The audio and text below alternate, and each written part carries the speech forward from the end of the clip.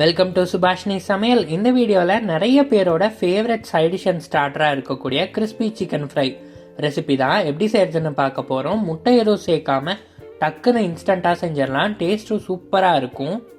இதை செய்யறதுக்கு 1/2 கிலோ சுத்தம் பண்ண சிக்கன் துண்டுகளை எடுத்துகிட்டு வந்திருக்கேன். சிக்கனை மீடியம் சைஸாக கட் பண்ணிக்கணும்.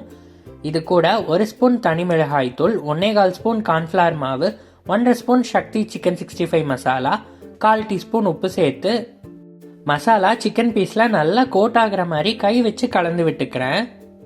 கடைசியாக 2 கொத்து கருவேப்பிலையில் சேர்த்து கலந்து உடனேவும் பொரிச்சு எடுக்கலாம். இல்லைனா அரை மணி நேரத்துலேருந்து 1 மணி நேரம் கழிச்சு பொரிச்சு எடுக்கலாம்.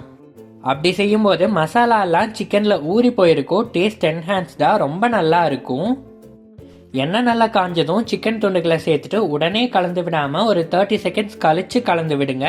மைகோதி அப்படி இல்லைனா கரண்டி வச்சு. ஏன்னா நம்ம உடனே கலந்து விட்டுட்டோம்னா சிக்கனில் இருக்க மசாலா எல்லாம் பார்த்தீங்கன்னா பிரிஞ்சு போயிடும். அதனால தான் சொல்கிறேன்.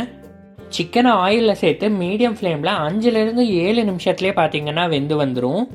நமக்கு பார்த்தாலே தெரியும். எண்ணெய் இது போல் கொதி அடங்கினதும் எடுத்தோம்னா சரியாக இருக்கும். சுவையான கிறிஸ்பி சிக்கன் ஃப்ரை தயார். ஆனியன் கூட வச்சு லெமன் பிழிஞ்சு சாப்பிட்டா அட்டகாசமாக இருக்கும். கண்டிப்பாக நீங்களும் இந்த ரெசிபியை ட்ரை பண்ணி பார்த்துட்டு எப்படி வந்திருக்குன்னு சொல்லுங்கள். தேங்க்ஸ் ஃபார் வாட்சிங். நன்றி, வணக்கம்.